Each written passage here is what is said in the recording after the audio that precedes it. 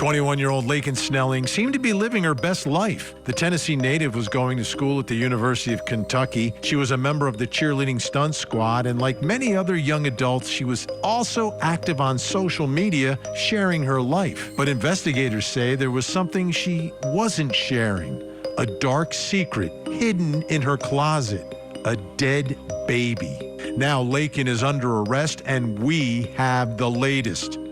But first, in July of 2014, Florida State law professor Dan Markell was murdered in his Tallahassee driveway, shot execution style in the middle of a bitter custody battle following his divorce from Wendy Adelson. Prosecutors say that Wendy's mother, Donna Adelson, the matriarch of a powerful South Florida family, became the architect of a deadly conspiracy. Emails and recordings revealed Donna's obsession with relocating Wendy and her two young sons to Miami. The only obstacle in the way was Dan Markell. She allegedly enlisted her son, Charlie Adelson, who recruited intermediary and lover Catherine McBanoa to hire hitmen. Now, over a decade later, Donna Adelson, at age 75, is on trial, facing charges of first-degree murder, conspiracy, and solicitation, accused of orchestrating a murder-for-hire plot born of custody and control. Wendy denies any involvement and has not been charged. And tonight, we have all the big moments from court, including Donna Adelson's big decision about whether or not to testify. I'm Vinnie Politan. Thank you so much for joining us tonight here on Closing Arguments. And you know, I know, we all know that every suspect, every defendant has the right to remain silent. Such an important right, such an important part of our system of criminal justice. You don't have to say a word. You don't have to speak to police. You don't have to speak to prosecutors. You don't have to say anything when you're charged with a crime.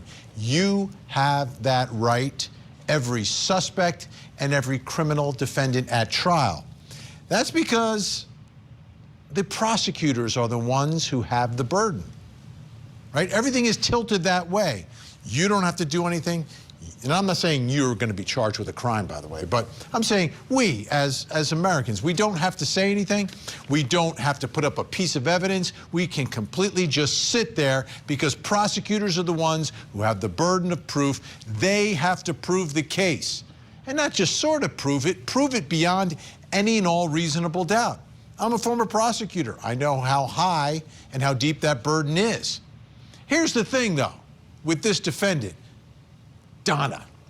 Her attorney said she was going to testify at a pretrial hearing. Wasn't in front of a jury, but at that moment, it seemed like, oh my goodness, he let something slip down. She is going to testify at the trial.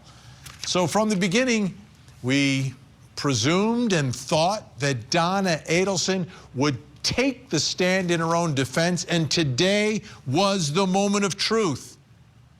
Today is when she had to stand up in front of that judge and tell the judge her intentions on whether or not she was going to testify. Take a look at how it all went down.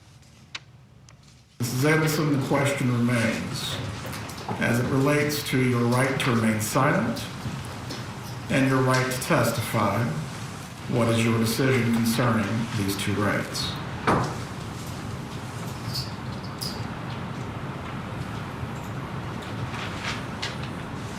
This time I don't want to testify.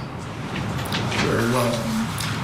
As I've previously stated, the jurors will be instructed that your silence cannot be held against you in any way. The moment of truth, when every criminal defendant has to make the decision themselves. You can talk to your attorneys about it, but it's your decision, and that's why it's one-on-one with the judge in that moment inside the courtroom, and she backed down. Donna Adelson taking an opportunity to speak and not speaking. A little bit shocking, to me at least. Let's bring in Court TV anchor Julie Janae, live from outside the courthouse in Tallahassee tonight. I'm shocked. You know, I believed she was going to testify. I believe she always wanted to testify, that she would always testify. But before the moment we just showed, there was a little bit of back and forth before that happened. Oh, yeah, a lot of back and forth today. Donna Adelson now joins the ranks of Sigfredo Garcia. He's the only other defendant in this case who didn't take the stand. We know Charlie testified, Katie testified twice, and Wendy Adelson, an unindicted co-conspirator, she has testified 3 times in trials over the death of Dan Markell. So only Sigfredo Garcia was the other one who didn't testify, and now Donna choosing not to testify inside of the Leon County Courthouse. Only difference is Garcia seemed to do it with ease. It was a quick decision in front of the court. Not so here. I mean, there was very high anticipation inside of this courtroom about whether she would testify, and it seemed to increase because there were several false starts. Now, the judge gave a deadline after giving everyone a long lunch. He said, when you come back, it's time to tell this court if you are going to testify. Here's what happened after that lunch break. As to the other matter concerning whether Mrs. Adelson will testify as a part of the defense case in chief, Mr. Zellman, were you able to speak with her as to a final decision? I'll allow, the short answer is we were allowed 20 minutes during the lunch break to speak with Ms. Adelson. In addition to the time that you had yesterday and other times? Yes, Your Honor. If I may, Judge, the issue is that we... Well, one moment. Who's handling this matter? We're not tag teaming any arguments of any sort. Your Honor, what Ms. Fulford and I had discussed was the factual issues that are concerning our client's decision. She was more involved in than I was. So the only thing that I intended to address was the time that we had during the lunch break. Aside from that, I'm asking that Ms. Fulford be allowed to address the court. Ms. Fulford, go ahead. The issue that we're facing, Judge, is this was 6 days of testimony from witnesses for the state and a great deal of evidence that they have entered. We have discussed with our client, of course, her right to remain silent or whether she wants to testify or not. We have not had an opportunity to go through all of the evidence that's been entered in this case and have a full and frank discussion with her about that evidence. If there are any issues that she thinks need to be addressed for her testimony, whether she thinks she needs to testify or not, and what her decision is on that. When we had the break yesterday at 2:45 in the afternoon, you did not speak with your client concerning whether she wished to testify or review the evidence? Yes, Judge, and that's what I said. We have discussed with her whether she wants to testify or not. The defendant in every single case, Ms. Fulford, is faced with this moment as the defense case in chief ends. What are you asking for? I'm asking for additional time to be able to go through all of the testimony and evidence with our client so that she can make a fully informed decision as to whether she wants to continue to remain silent or testify in this case. Ms. Fulford, concerning that has been provided by the court. If she wishes to testify, we do need to go through the colloquy. If she does not, it's a simple matter. But there has been time pre-trial to prepare for this moment. There's been time during trial, and specifically, we recessed court early for you to address any issues of witnesses or whether your client would testify. Yesterday, when you allowed us to recess early, Judge, Mr. Zellman and I spent time going through the evidence that was admitted, making sure that we understood everything that was there, because there was some confusion during the trial about things being added and things being removed, so we wanted to make sure we understood completely what there was there. We left here, went straight to the jail, and had the issue with the potential new witness and spoke with our client. But that's not an ample time to discuss with her what has actually come in the state's case. Your client is in a no different position than any other defendant who has to decide whether they wish to testify or not. I will give you 5 additional minutes to discuss this matter. From there, the defendant is going to have to make a decision whether she is going to testify or exercise her right to remain silent. Although the proceedings are public, that has not stopped Peanut Gallery from their comments and laughter. We are respectfully requesting that the court allow Ms. Adelson to participate at sidebar as she is entitled, and for the court for us to address additional issues that are weighing on Mrs. Adelson's decision.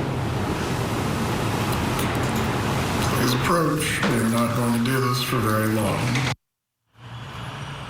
So this was an unusual thing to happen in this trial, for a sidebar to happen so that they could be out of the range of the people in the gallery. Now, there were some issues in the gallery today. The judge had to reprimand and instruct the gallery to make sure they weren't chatting or making noise or making gestures there. There was some laughter at certain points in the trial, so later the judge, outside the presence of the jury, made sure they knew to keep it down. It's a packed house inside of that courtroom. But then finally, after all of these different false starts, we also heard Donna address the court. This is before she ultimately said that she would not be testifying. Concerning those rights as to whether you will remain silent or whether you will testify, have you made a decision concerning this matter? I haven't. I'm not prepared to make that decision. This decision affects the rest of my life. Mrs. Adelson, you're in the same position as every other criminal defendant who faces trial. Ultimately, you must decide whether you will testify or whether you will not. I cannot make you testify. Your attorneys cannot make you testify.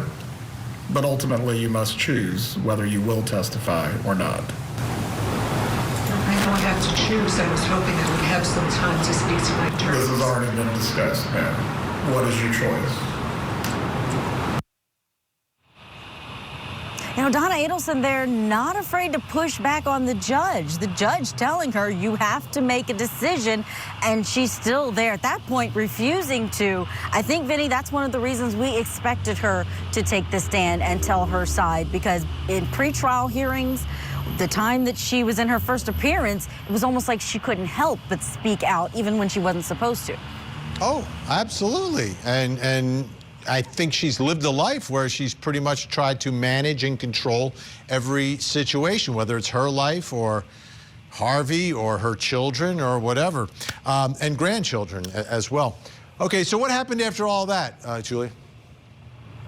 More confusion, really, because once we learned that the defendant was not going to testify, it seemed like the defense didn't know exactly what they wanted to do next. The judge asked them if they had any more witnesses. They were not sure. They then said they wanted to, after some deliberation and more time taking some sidebars with each other, they then wanted to put in different items from Donna Adelson's planner. Now, let's first highlight what the state has already put into evidence and wants this jury to see in terms of her planner. They've got this one from July of 2014. That would be the month that Dan Markell was killed. And it has here the make and model and license plate number of Dan Markell's car. The prosecution wants to make sure that that is seen so the jury can make the connection that she wanted to pass that information to relevant people, i.e. the hitman in this case. There's also another section of this planner from 2023. This is the same month that Charlie Adelson was convicted and Donna would eventually be arrested. But before that, there is an entry where she is trying to sell some big items, and the prosecution wanting to show that this means that she was making plans to flee the country and not come back. But what the defense wants is to bring in the entire planner for that year, for all of 2014 and all of 2023, to show that she had other events, other things that she regularly did, and other times that she wanted to sell those same items. They said that was for the rule of completeness. And ultimately, finally, the jury came back in, and this is what they heard. All right, at this point in time, the defense rests. Members of the jury, with the defense having rested, is the state planning to recall or call any rebuttal witnesses? No, Your Honor. And with that, this trial that was slated to go 3 weeks is about to make the mark. Closing arguments beginning in the morning after those jury instructions, and this jury is going to be weighing first-degree murder, second-degree murder, manslaughter, or not guilty. All right, Julia Janae, Stick around. We've got more questions for you. But let's bring in our think tank. Live in studio tonight, criminal defense attorney, former assistant state attorney, Miami-Dade County, and former assistant DA in Atlanta, Darrell Cohen. Criminal defense attorney, law professor Meg Strickler, and criminal defense attorney, the man behind the glasses, Josh Schiffer. What happened? I'm perplexed. This apparently is not the same case that I've been following for years. Donna apparently did not have the opportunity to speak with her lawyers to make a decision as to whether she should or should not testify. The truth is, the moment of truth was she was truthful by not testifying. That's her only chance. I was surprised. I thought she would testify. And the fact that she gets up there and says she needs more time and the lawyers need more time, I understand conceptually. It's such a big decision. But we've had enough time. We know how a trial goes. That judge was not putting up with any of that. I love Judge, by the way. I'm a big fan of Judge. I want to see him on his happiest day as well, because I think it's probably pretty similar to his demeanor in court. I just love it because he's so matter-of-fact and clear. And you're right, Donna had all the time anybody else would have to make this decision, and her pushing back like that reflects on her bully attitude in life generally. That's not going to help her at sentencing, by the way. No. If she's found guilty of anything, like a lesser included, that's not going to help her at sentencing. No. She pushes people around. She doesn't take answers as answers. This affects the rest of my life. Yeah. Seriously? Like Surprise. every other criminal defendant in every murder trial ever. We know this moment's coming up.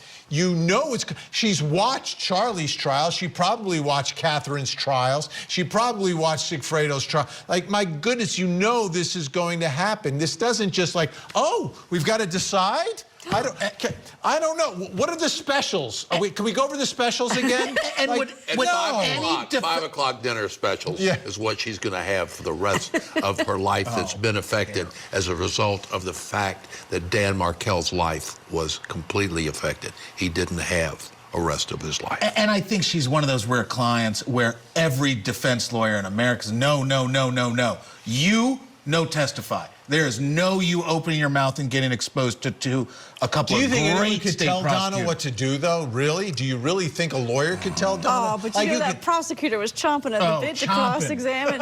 Please She was doing this.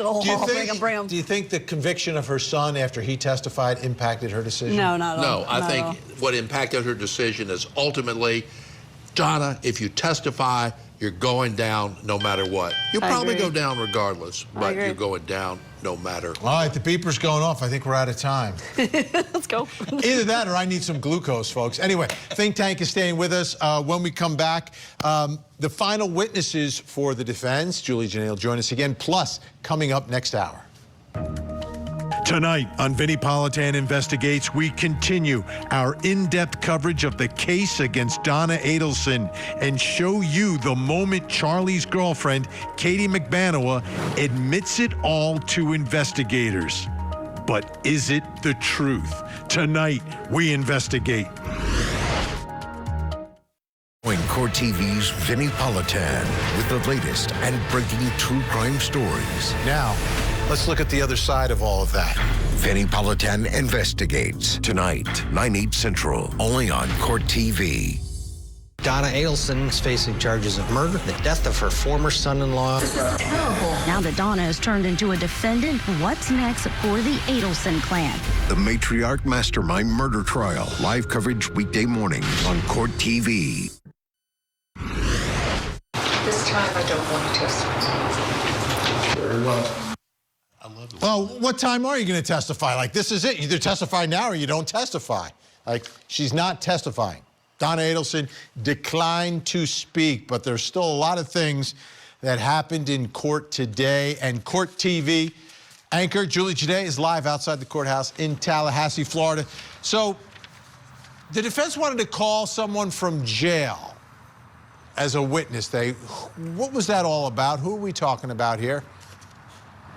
Yeah, Vinny, this happened first thing in the morning, and it was a signal that there would be many more confusing things that happened today. But Attorney Josh Zellman, outside the presence of the jury, asked for the court's help in ordering a surprise witness who happens to be a corrections officer that they needed help talking to the defense. They wanted them ordered to be able to talk to the defense. Here's how that request went. Judge, it is the defense position that between 12:30 and when we got to the jail shortly before 5, somebody from the sheriff's office spoke with this officer and convinced her that it was not in her interest to cooperate with the defense. We are asking for the court's assistance because the rules... To do what exactly? So that we can at least speak with her to find out if she has anything that's admissible. The court has jurisdictional authority limits. For someone who is not under a subpoena, I just can't compel them to come here, go there, or do certain things. There is no subpoena for this individual.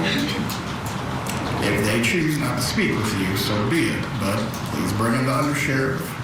He can speak to these matters that you've raised. Now, you heard it mentioned in Jackie Fulford's explanation as to why it was taking so long to get Donna to decide whether to testify or not testify is because they needed to get her up to speed on the evidence, and they had this potential new witness and didn't know if they were going to testify. Now, the outcome there is that we had Under Sheriff Bryce Google who came into the courtroom. He's not this mystery witness, but he did speak to a captain who spoke to that individual, a deputy corrections officer, Franklin. And that person was saying, I got contacted by the defense. I want to know if I have to talk to them. They're coming here to meet me. And Under Sheriff Google said that he spoke to the counsel with the Attorney General's office, and they said without a subpoena, you don't have to. So that's how it ended. The defense didn't call that witness, didn't secure a subpoena because they said they didn't really know what this person would say. That's why they wanted the meeting. And here's the curious thing. We still don't know what information they thought that witness would have, or if they learned about them through a certain means. We really don't know, but this was mid-trial, and they rested without calling any more witnesses. Strange, to say the least. Kind of bizarre, and still a mystery. Okay. There's something else that happened today. There was a witness in the courtroom who shouldn't have been there. Like it's very clear, right? If you're going to testify in a case, there's the rule of sequestration. If you're going to be a witness, you're not supposed to be in there until you testify and are released. You know what's interesting, Vinny? The court is very strict on when people can come in and out, and there's a lot of deputies there to tell you where you need to go, and if you ask them, they will tell you where you can sit and if you can be in there. But this is something that really annoyed Judge Everett today, because it started yesterday when a witness who came in to talk about being a realtor for Dan Markell and trying to help the Adelsons find something here, he had been sitting in the courtroom all along, all day, didn't know he wasn't supposed to. It was a my bad by the defense. He still got to testify because it wasn't on purpose. But then today we had an expert on the stand. First of all, we had the divorce lawyer for Wendy Adelson who was on the stand, Kristen Adamson. She testified. And while she was testifying about the divorce, there was an expert, Linda Bailey, for the defense, who was sitting inside the courtroom. And here's what happened when the prosecution found out. Other people mentioned that this woman has been inside of the courtroom during that testimony. The judge had this to say. With respect to the context and the statements, we were obviously asking that... It's in black and white. I know what you asked. What happened, though, is the opposite of that. As to that, what is your argument now? Your Honor, exclusion of a witness is an extreme remedy, as you recognized previously. We took the court's this conversation to authorize Ms. Bailey to be present during Kristen Adamson's testimony. And that is what we advised the witness when we spoke with her later in the week. But for this conversation, we would not have done that. This is the second time in this trial where a defense witness has been in the courtroom inappropriately in violation of the rule of sequestration. The judge had to take a moment, go back to the law books to research whether or not he should exclude this witness because she had listened to that other testimony. But he found that the law said if their opinion changed because of the testimony, then they should be excluded. She said that her opinion had not changed, so she was allowed to testify. All right, so she's the expert in all of this, these areas of, you know, how these things normally go. What does she have to say?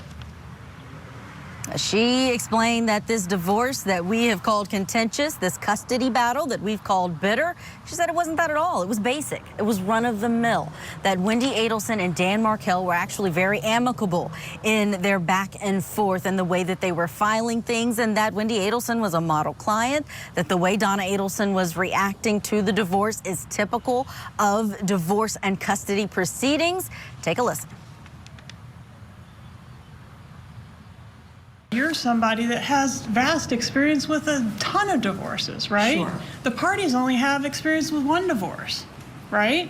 I don't know how many they have experience with, So but isn't sure. the contentiousness in the eye of the beholder in the sense that to you it might not seem like a big deal, but to the parties it might be the most important thing in the whole wide world. Do you agree with that? Do you agree with that? Ms. Kappelman, Ms. Bailey, wait for the question, wait for the answer. Do not speak over each other. When you communicate these things to your clients, hey, this is no big deal, this is no problem, this is a bunch of gibberish, do they always accept that? Well, that's not the way I would present it, but... Do they ever get upset about the gibberish in the pleadings, the offensive materials in the pleadings, regardless of whether or not it's going to impact their chance of success in court? It can be emotionally charged, can it? Well, I would say annoying more than emotionally charged. You would not say that divorce and child custody issues are emotionally charged? They can be, but in this case, they weren't. They weren't? How do you know?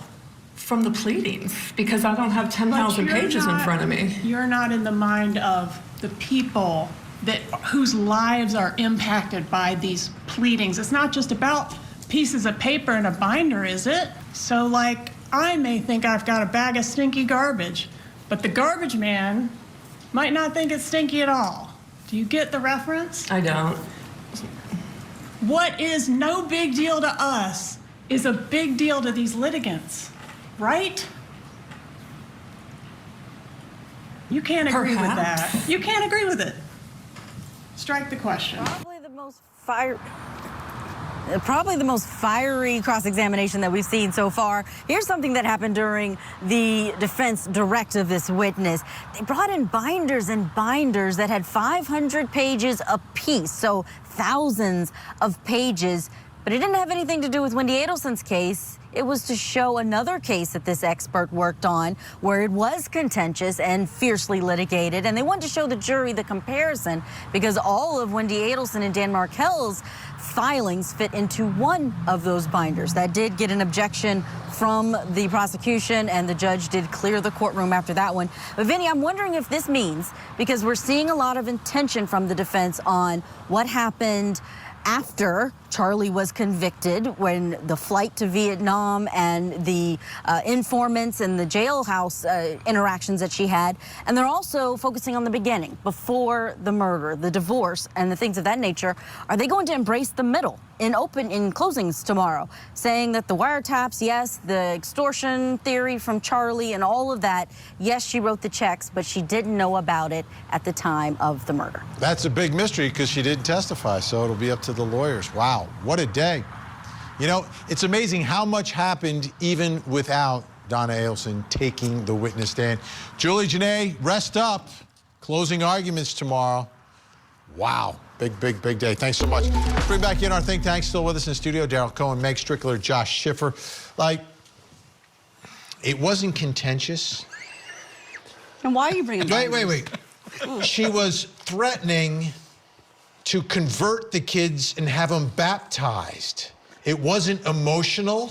Are you kidding me? Especially the religious one? That one's huge. Yeah. The pretentiousness of the idea of their divorce wasn't that bad. That's just how much hubris is involved in that position. I think it's a bad look for that expert. Terrible. I think it's very Why would you have interesting. an expert? We were referring to the rule of sequestration. I think we ought to invoke the rule of frustration. And that, to me, is what this is all about and what precipitated all of the case that we're now seeing as a result of the murder of Denmark. Donna wasn't getting what Donna wanted. To me, that's extremely clear. She's a meddling mother. She's a controlling person. We heard that from her son. We heard that from her children. You just know that. You know that. Now, obviously, we know the case better than this jury does because this is trial number, I don't know, 4 or so. So we get it. But at the end of the day, to try to paint a picture that this was not some sort of a bitter battle, to me is crazy, because it was about where these children were going to live. And notice how well the state punctuated that this was performative, purposeful, intentional jury manipulation through a defense witness. The defense only called her for some very specific illustrative reasons. And what the state did in their cross was rip that Band-Aid off. Sure, but you're only here to try to show this divorce wasn't that bad. And look, we're going to then have some additional theater with that binders later. I think that fell very flat. I thought it was a very difficult explanation, and it really didn't move the jury. And my guess is that contentious divorce was probably people with lots and lots and lots and lots and lots of money who were fighting over lots and lots and lots and lots of money. It obviously wasn't contentious. It only ended up in one murder. Yeah. Well, that's the thing. I mean, the prosecutor was able to bring out in cross was like, well, yeah, this could have gone on longer. Yes, the divorce itself, but there's always post-divorce stuff. Because until those didn't happen because he was shot and killed in his driveway. That's what she said. That's what she was able to get. Boom. And she did that, mic drop, and walked away. And combined with the analogy, we all, I think, universally loved that analogy. Yeah. And that's how you get a jury to understand. That's why she's prosecutor of the year in Florida. Yeah, that's how you get someone to really understand. She might win back to back. That was great, especially since Daryl's not practicing down there anymore. All right, stay where you are, folks. When we come back, another story everyone's talking about out of Kentucky. A cheerleader under arrest. Why? There was a dead baby in her closet.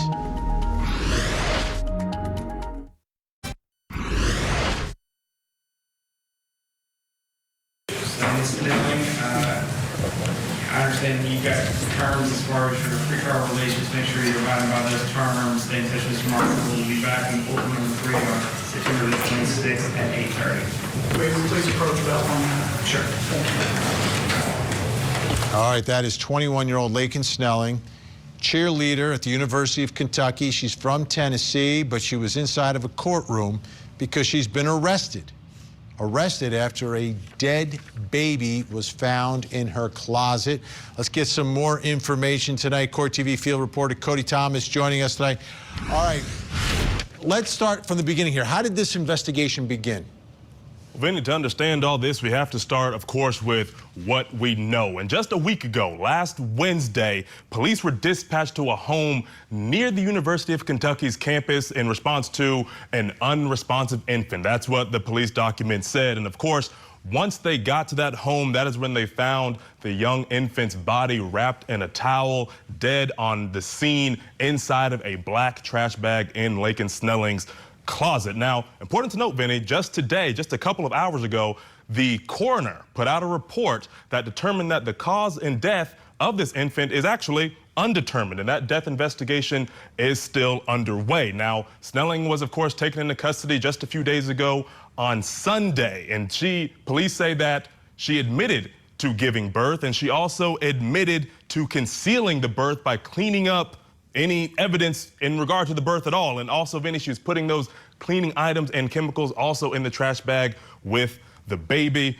Now, since then, she has posted a $100,000 bond and had her brief arraignment just yesterday, where she faces 3 charges. That includes tampering with physical evidence, abuse of a corpse, and concealing the birth of an infant. And of course, she's pled not guilty to those 3 charges. But that doesn't mean more charges aren't to come, because this investigation is still ongoing. And of course, she has a preliminary hearing scheduled for the end of this month on the 26th.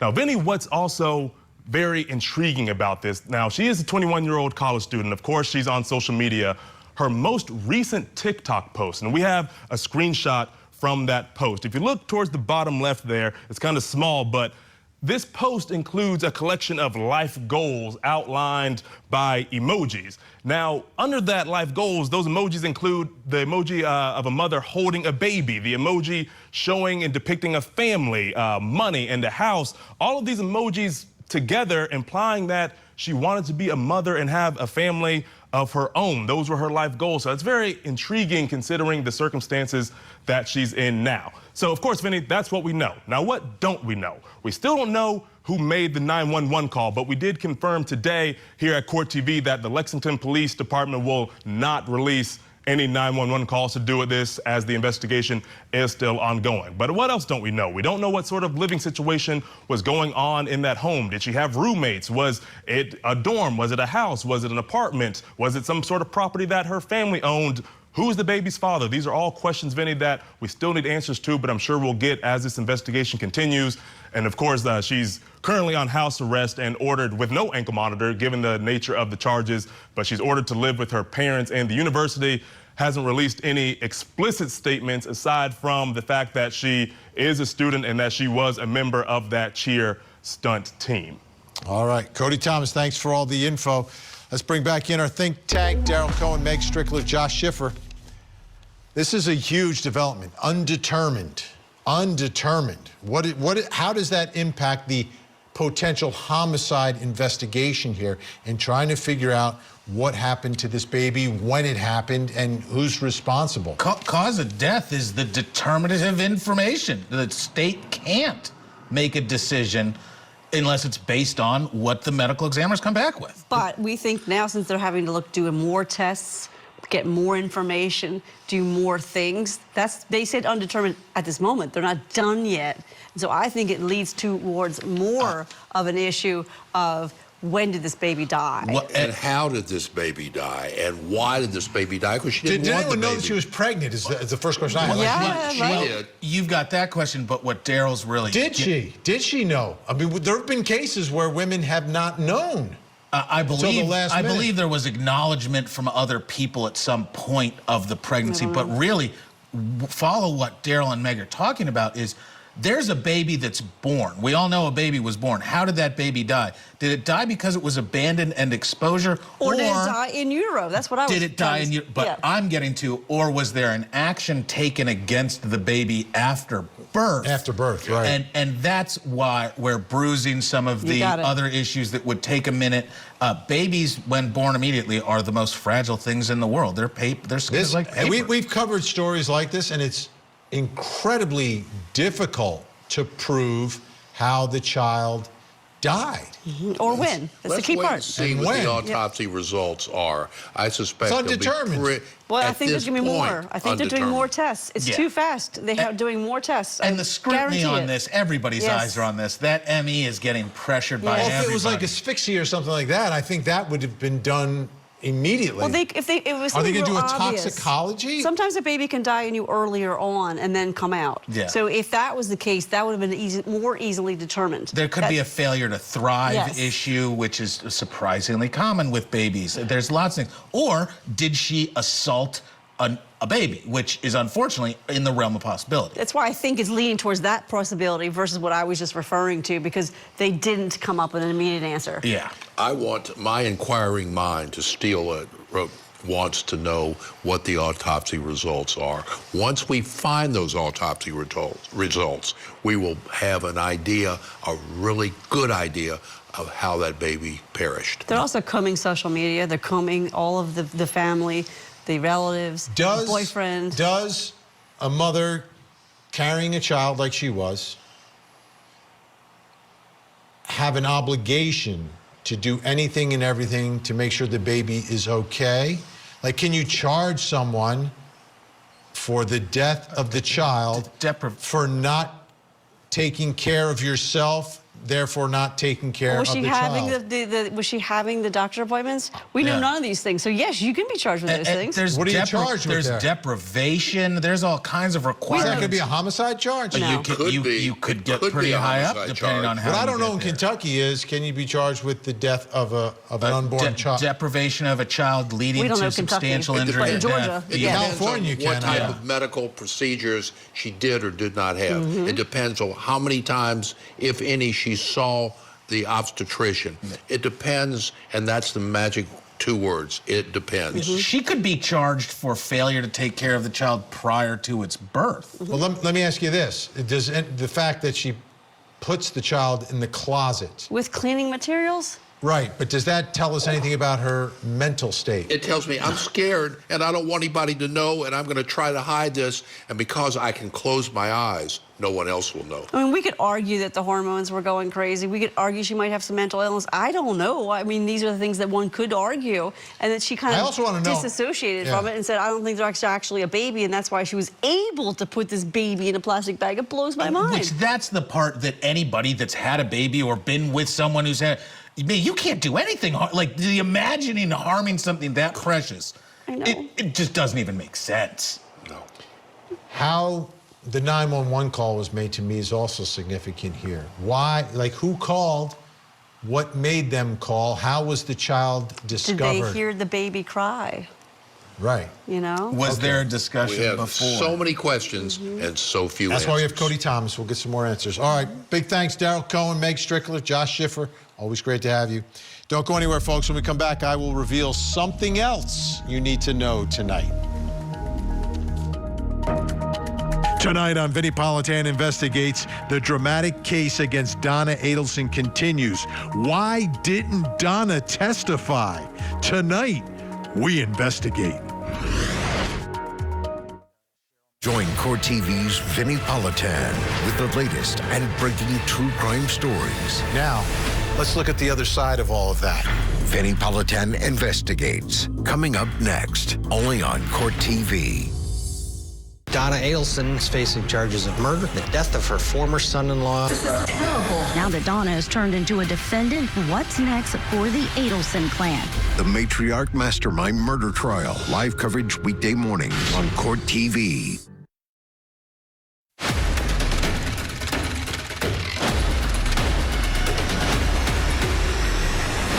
Welcome back. Time to reveal something else you need to know tonight. Let's take a look at the big board. And what do we've got? Oh, there he is, the Idaho mass murderer killer. New photos released. Wait till you see these. This is pretty interesting as we take a look at some photos associated with the Idaho killer.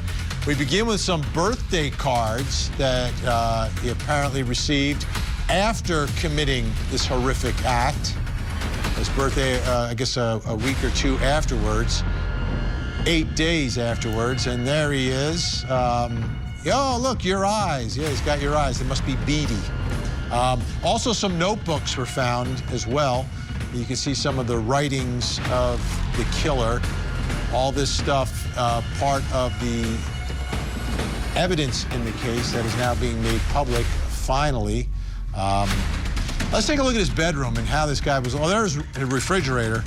Not much going on there. I still a little almond milk. This now is his bedroom.